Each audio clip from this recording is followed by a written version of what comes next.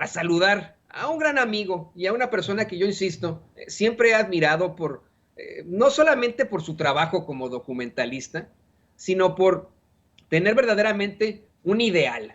Hoy es tan difícil encontrar en los medios de comunicación tradicionales o independientes el actuar de muchos de nosotros con ideales, con una visión de futuro completamente positivista.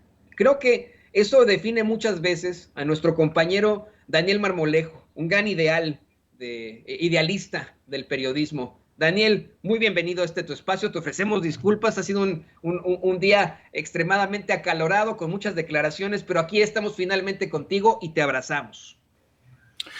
Querido Toño, me da mucho gusto saludarte, a ti, a la audiencia de Sin Censura, a Vicente Serrano, donde quiera que se encuentre en este momento, y desde luego a todo el equipo técnico y a los compañeros que han ocupado este espacio para reflexionar de manera muy interesante en este inicio de semana lleno de complejidad y de interés nacional e internacional, Toño. Siempre atento a tus órdenes.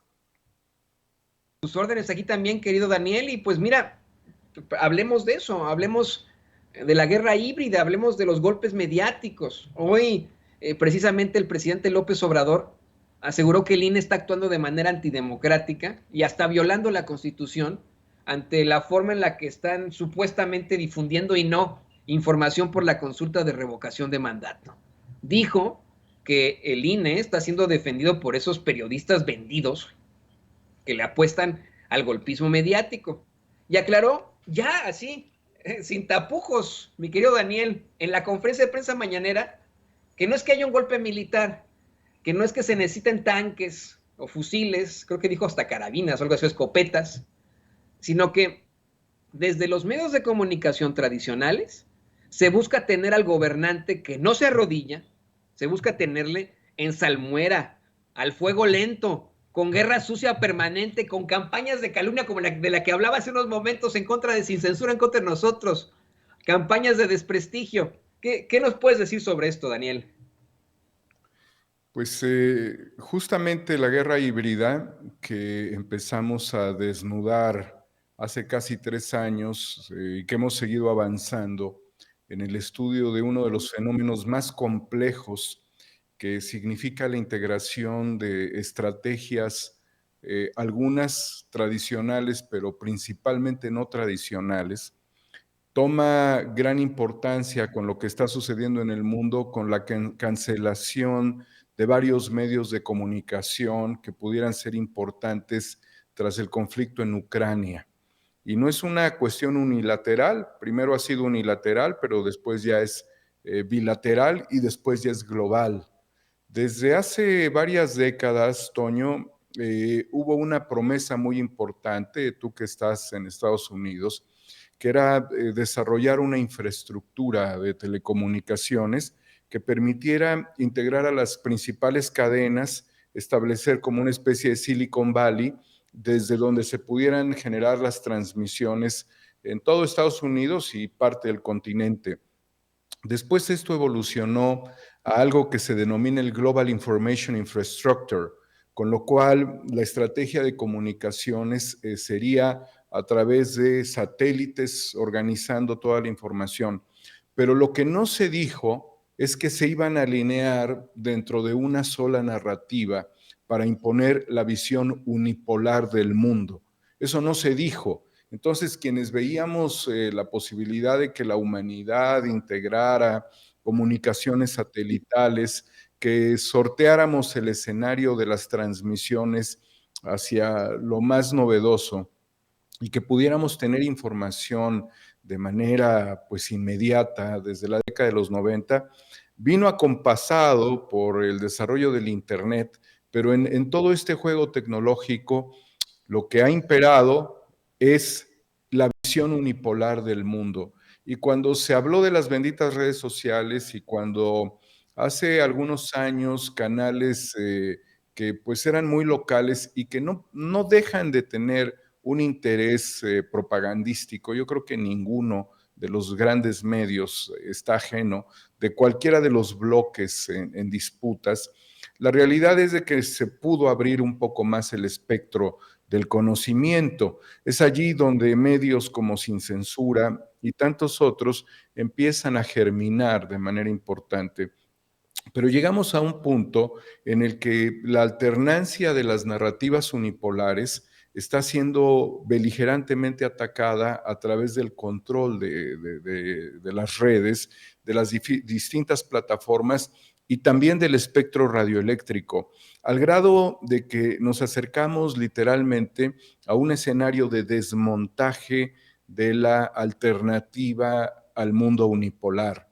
Y esto es verdaderamente complicado porque de suceder, Toño, nos quedaríamos solamente con una voz en todos los canales del espectro. Y México lo está viviendo también porque lo que mayormente escuchas en el espectro radioeléctrico concesionado por el Estado son las voces contra el gobierno. Eso es lo que realmente escuchas.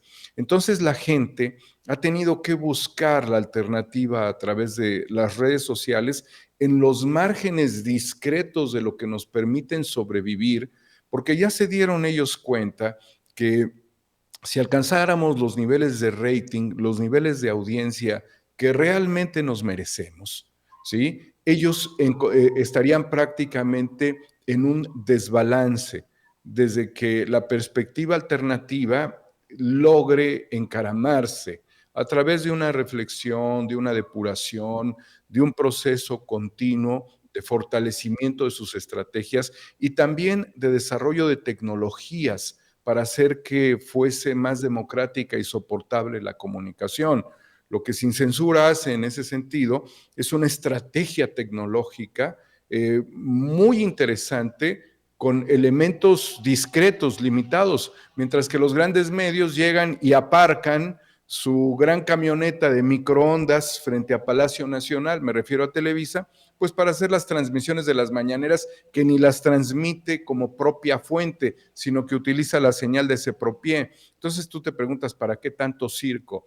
Pero te demuestran claramente su potencial tecnológico, que está muy bien, pero poder sacar una vanguardia, tener comunicadores alternativos que con su teléfono están haciendo maniobras de comunicación, es muy importante, pero es mucho riesgo, querido Toño, es mucho riesgo.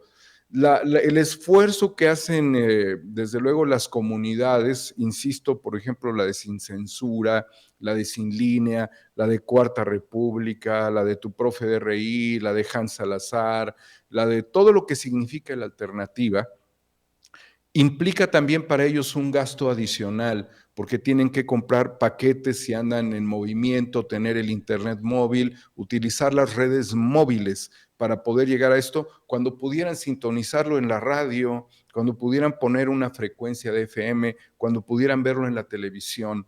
Pero yo considero que no ha habido todavía una política para hacer la pluralidad y el esquema mucho más democrático como realmente se necesita.